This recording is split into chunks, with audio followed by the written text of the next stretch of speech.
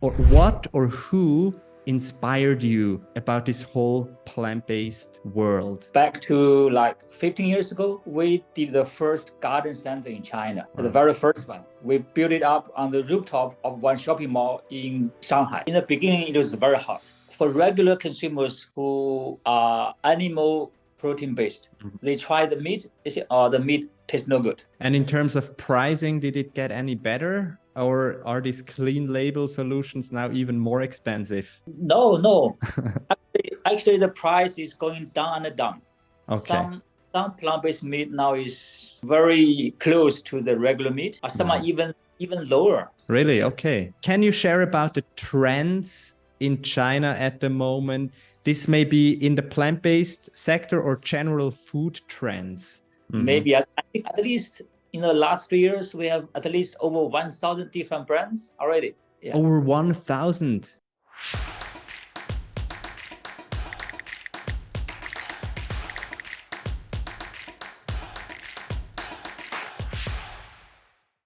Welcome back to the Plant-Based Podcast Asia. Thanks so much for tuning in. My name is Nick and I'm the host, and together we are here to inspire, educate, and connect. That's the slogan of our podcast.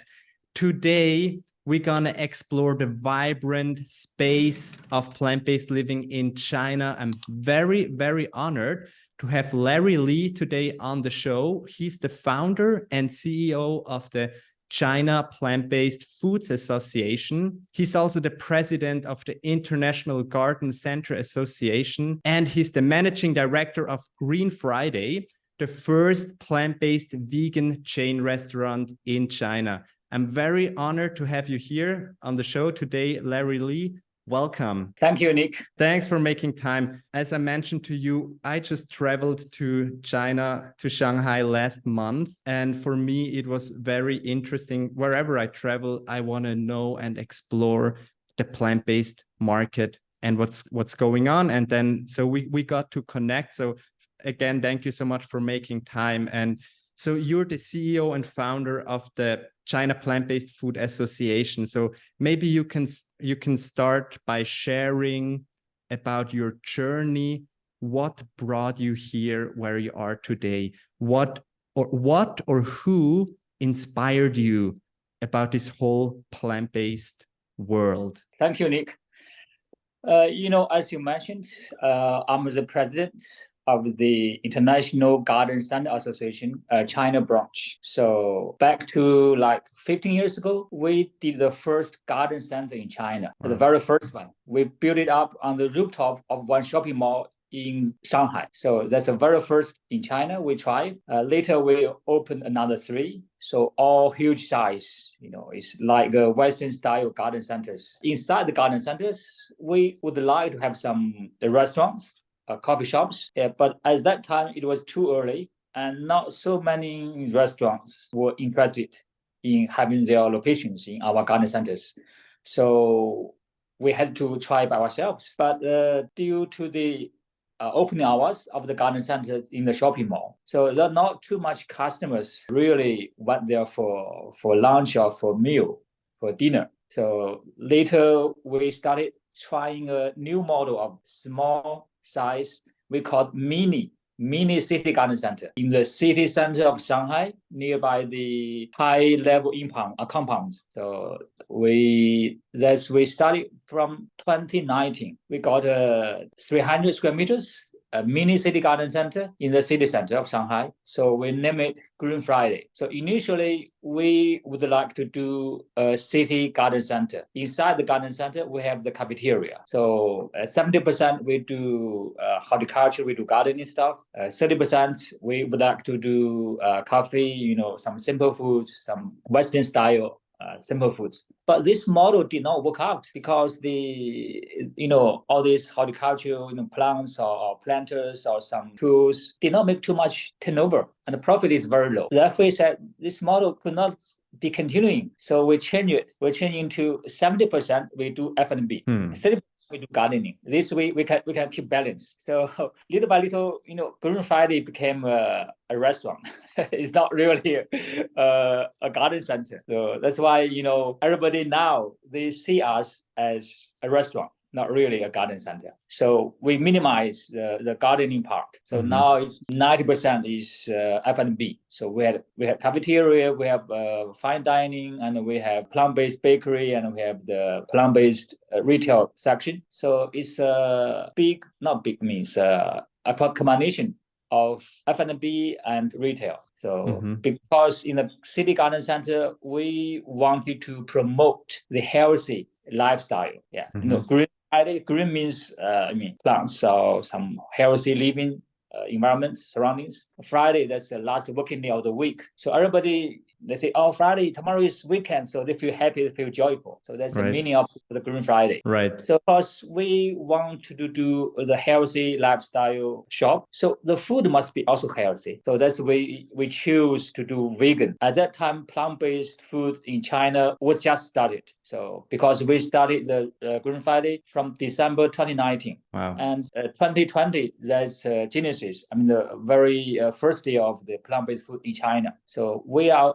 at very early stage of the plant-based food growing in China. So we have lots of suppliers, which in the beginning were from overseas. It's like Just Egg, the plant-based egg. Right. The Beyond Meat from America. And also we have the Oatly milk. We are the very first customer of them. So that's why from there, we see the future of the food industry change. So the plant-based is the future. So, and by end of 2020, so I set up the China Plant-Based Food Association, as we unite most of the plant-based food players or suppliers.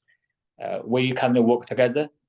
We do some local tasting, local events, promotions, or some roadshows and exhibitions. I would like to quickly interrupt here. First of all, thanks again. It's amazing to talk to one of the pioneers in the plant-based food sector of China.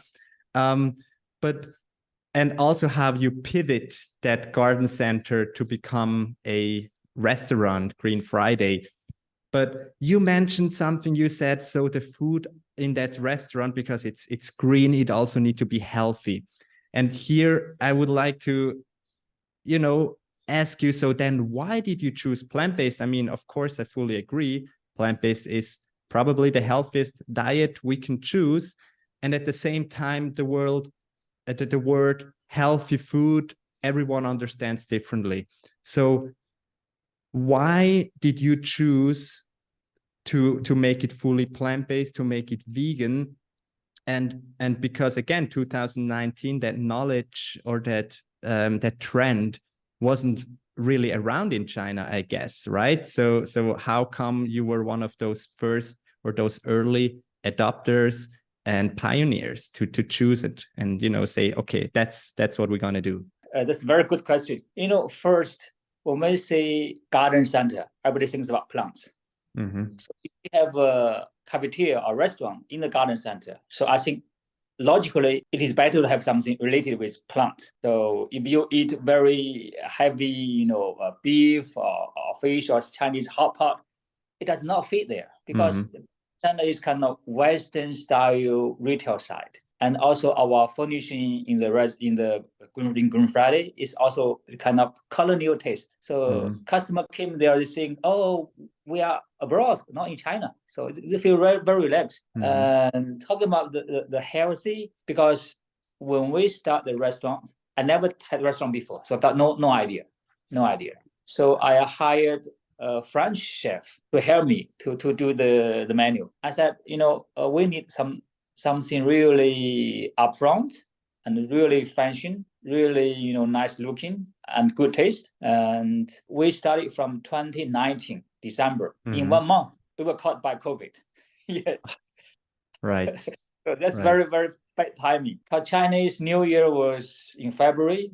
So we did not open in the New Year time. So after New Year, the street was empty. It's no customer, no any single one in the street. It's very scary. So we waited till about March. So a few customers, but not not enough to survive. So I think why not we take this time to do the menu. So we worked out with the chef, the French chef, because he is from a Western style restaurant.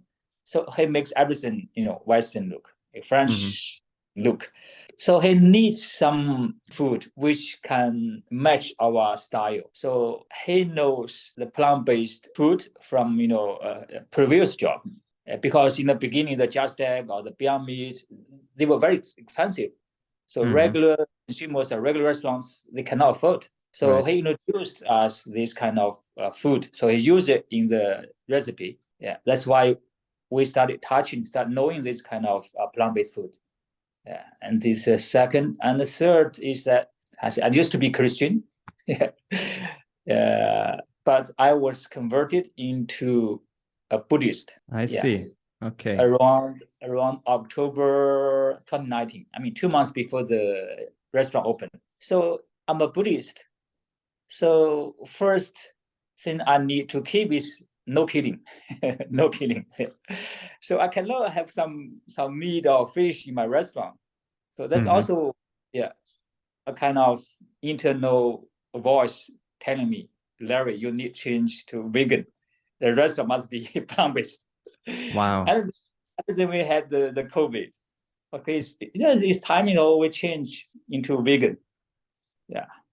So wow. And from there, I kind of studied lots of books, movies, videos, talk about no matter from the health side or from the environmental production side or from the animal benefit or animal well-being.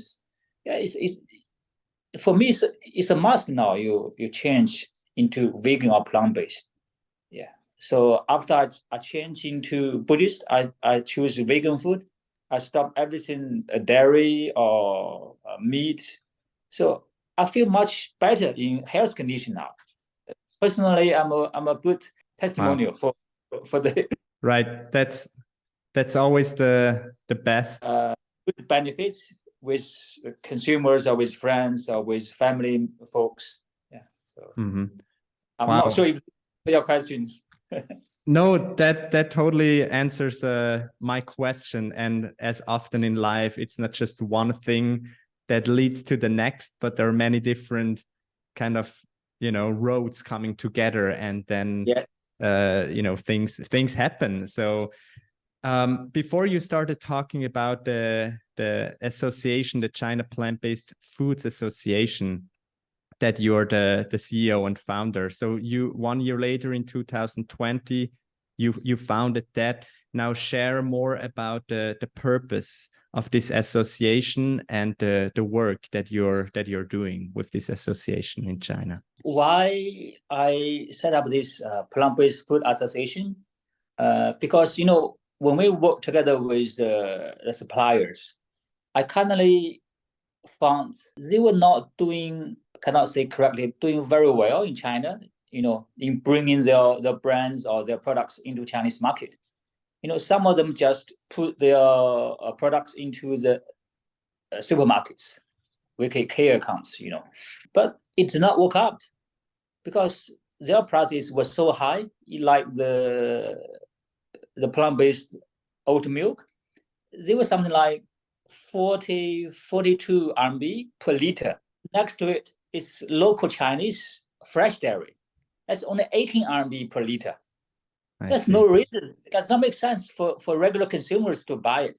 No matter how you say this is healthy, this is a good environment, But this brings very little sales to them. So they were a little bit discouraged. And some plant-based meat suppliers, first they come to China, they try to work together with fast food restaurants like KFC or McDonald's.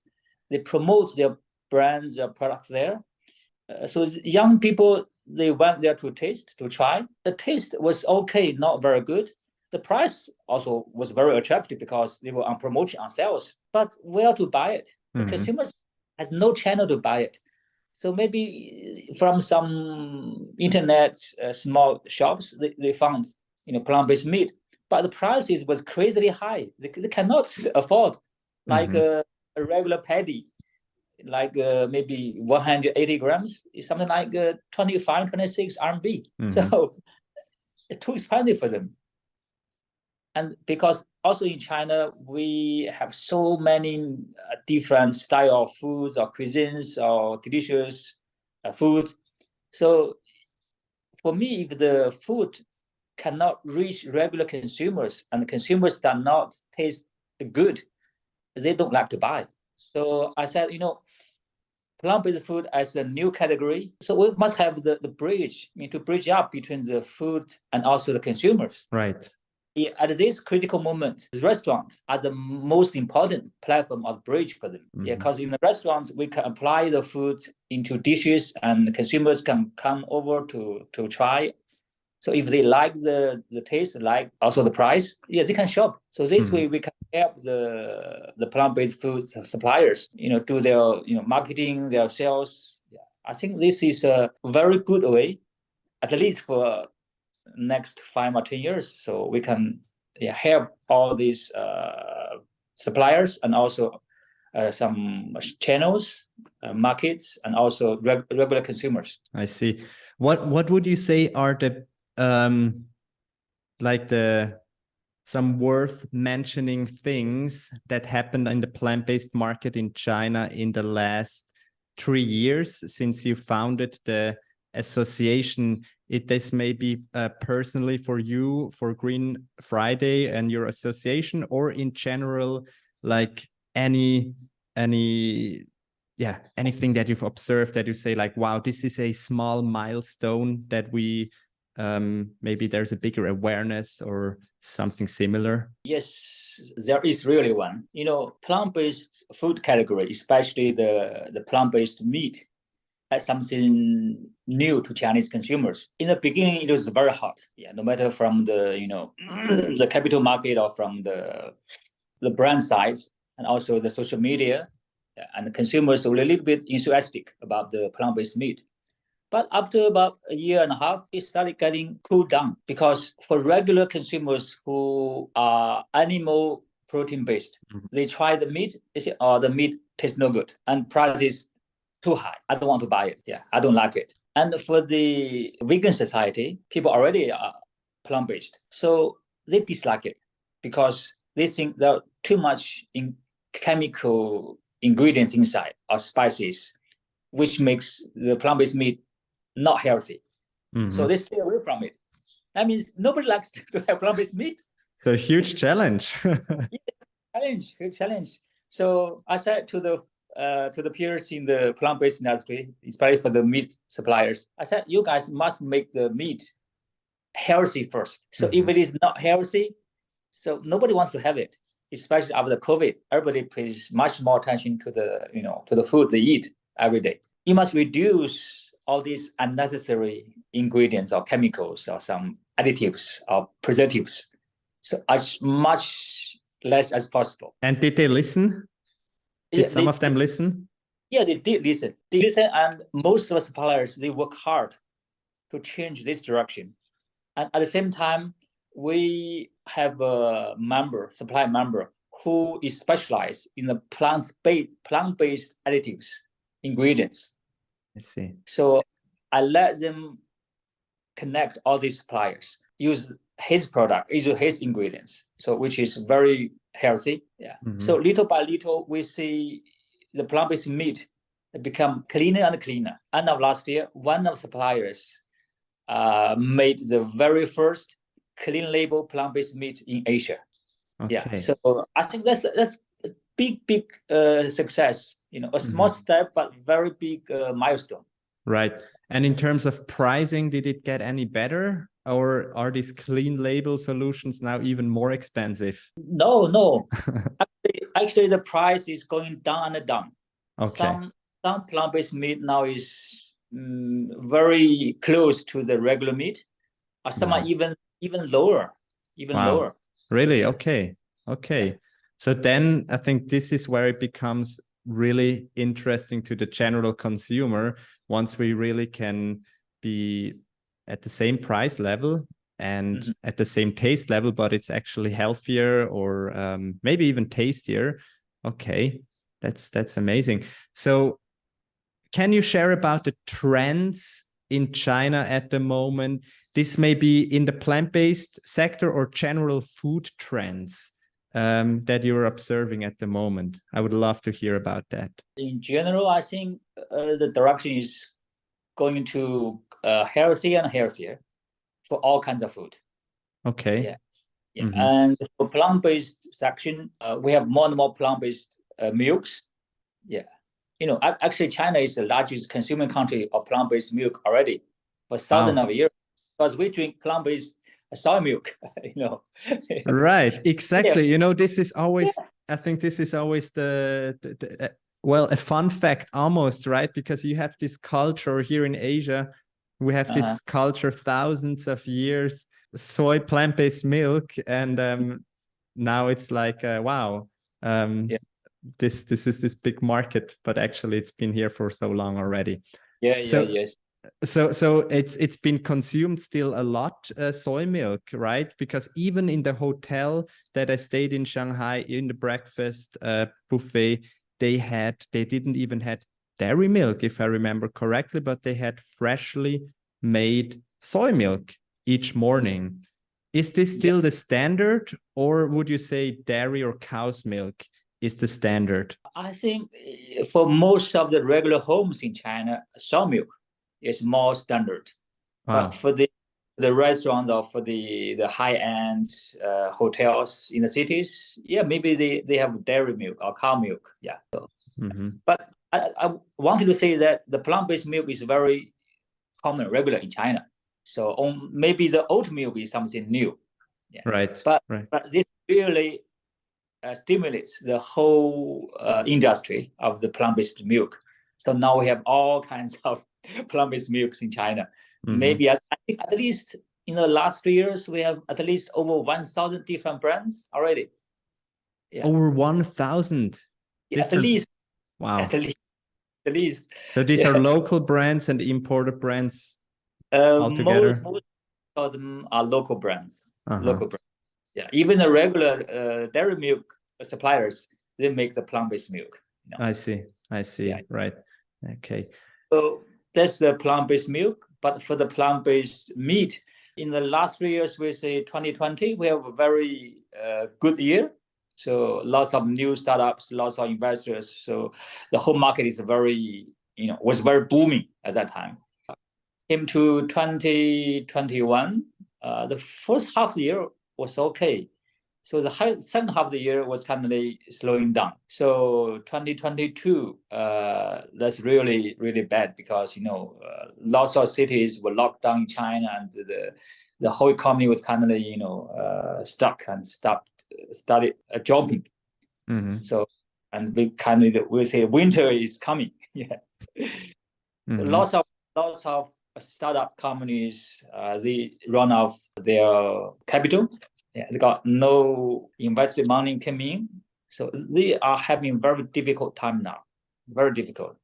Maybe some already, disappeared or stopped, or they leave China because some foreign brands, they came a few years ago and they did not found a very prospective future here, or they want very short success. So they have no patience. So they just, but the international brands or some of the big players of the food section worldwide, big players, they are working hard. They are doing good because they keep doing researching and new product development.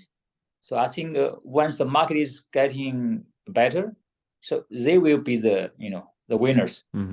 So talking a little bit about post-pandemic and the economy now in China, it still hasn't really gone back to where it was before, right? Or is it now slowly kind of coming back to where it was? End of last year, about same time, this time last year, everybody was hoping. Yeah. We were hoping we would return to, at least some level of before previous, pre-pandemic. But no. I think if you ask regular Chinese people in the streets, I think 95% they feel a little bit, stressed. Economy was not really, going back to where it was, and we were still, sliding down now. This part I was a little bit, pessimistic. I see. It might take a few years. Yeah. Yeah, I got it. So what would you say is the biggest challenge for the plant-based industry in China at the moment? Is it the economy, or is it the consumer behaviors, the adaptation to it? Or where do you see the biggest challenge? Yeah, what you said, both was, there's something, hold back of the plant-based food industry. The economy was a little bit down, and consumers has no money to spend. So they would rather stay with the regular food, which is, for them, is lower price. Yeah. And also the market is become soft, and the brands, the players has no confidence in putting into more money, developing more, products. And also the government side, the government has also no money. So they did not have incentive policies or some provincial policies to help growing the industry. They do not have that at the moment, right? You're saying? No, no. Do you believe this is something that may be coming in the near future? I think there is South Korea now that just on the government level, they have kind of, I don't know the details about the policies, but basically they have some incentives to push a more plant-based agenda. And I believe there is another Scandinavian country that adopted that. Do you see China doing something like that in the near future to help the environment, for sustainability goals, and etc.? I believe so. Yeah. Just a matter of when. Just a matter of when. Yeah. Maybe from the central government, they have this kind of decision or policies, but came down to the local governments, they have no financial support to do this. I see. Now, for next year, 2024 is around the corner. In which plant-based category do you see the most potential in China? Which category? So it could be, meat or eggs or milk, or also like for restaurant. Where do you see the most potential? Plant-based milk market is already very competitive. Yeah, we have way too many brands to compete each other. I think the growth will be from the plant-based meat section. Yeah, I think the existing brands, they will little by little they will get the share of the market, because someone already, lots of brands already after the